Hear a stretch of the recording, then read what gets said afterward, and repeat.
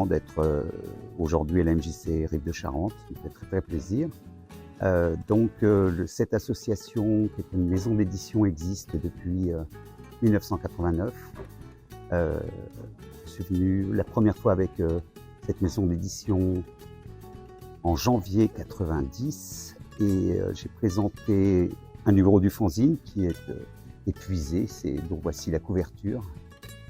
Et j'ai eu le premier prix à Angoulême donc en 1990 avec le premier numéro de ce fanzine. Donc on a continué avec les gens avec qui je travaillais, les auteurs, les personnes qui m'aidaient dans l'association. On a sorti 12 numéros de la revue différents.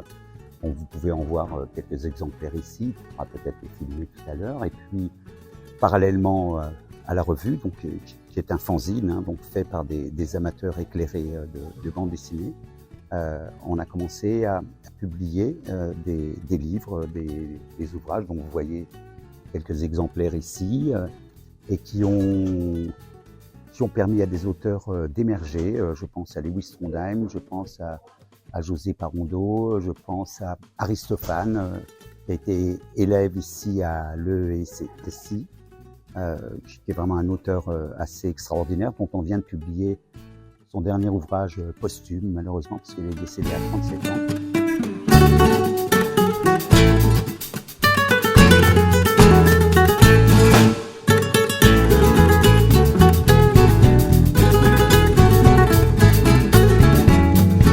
Inspirací byla Tereza Maňan, která nás oslovila, aby jsme udělali divadlo, které je vlastně tady bude premiéra na téma duševní zdraví. Takže bychom tímhle chtěli poděkovat Tereze a vlastně organizátorům festivalu za to, že nás pozvali. Já budu mít takovou recepci před tímhletím stanem a když někdo bude chtít přijít zažít to představení, tak se musí u mě zapsat do kartotéky, abych potom uváděla diváky do tohohle stanu, kde bude René dělat loutkové představení. Tak vzhledem k tomu, že to je první ročník, tak bychom si přáli, aby to pokračovalo dál a měl mnoho dalších úspěšných ročníků. První ročník off. Rozhodně by to pro něj měl být příjemně strávený čas. Nechceme nikoho vyděsit ani prostě...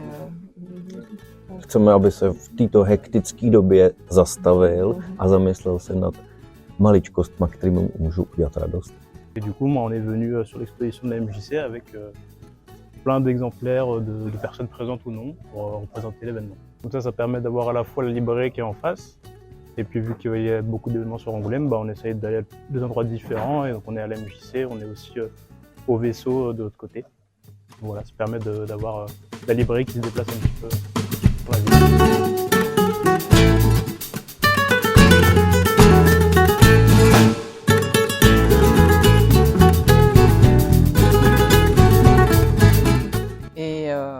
Voilà, c'est une maison d'édition qui est née du désir de parler aux enfants de thèmes comme la confiance, le bonheur, le rapport à soi, aux autres.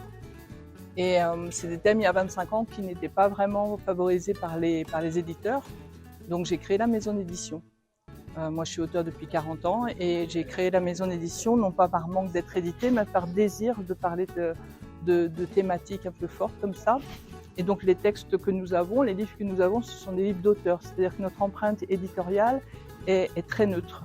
Au même titre que notre empreinte environnementale est neutre aussi, puisque nous imprimons à 6 km de chez nous depuis 25 ans et nous ne pilonnons pas de livres. Nous n'avons jamais détruit du livre. Je m'intéresse énormément au cinéma, vu que c'est mon métier, le cinéma. Donc là, ce que je fais, c'est moi, je fais des portraits et j'en fais des objets.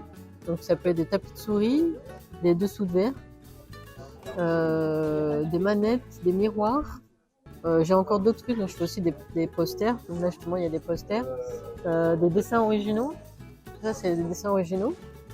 Donc toujours fait à l'encre de Chine. Et je fais aussi des bijoux depuis pas longtemps parce que je me suis amusée avec les matières, j'adore la matière. Donc je le fais avec de l'époxy, c'est un liquide transparent qui durcit très vite. Et du coup, dedans, je mets plein de trucs. Je mets des couleurs, des objets que je trouve dans la nature. Donc, ça peut être des coquillages, des feuilles, des fleurs. Voilà, je m'amuse un peu avec tout. J'ai aussi je fais un peu de lithothérapie, pardon, avec des pierres, des petites boules de pierre, des vraies pierres. Donc en gros, je fais des bijoux en plus. Donc j'aimerais aussi mettre des dessins dedans, voilà, dans mes bijoux futurement.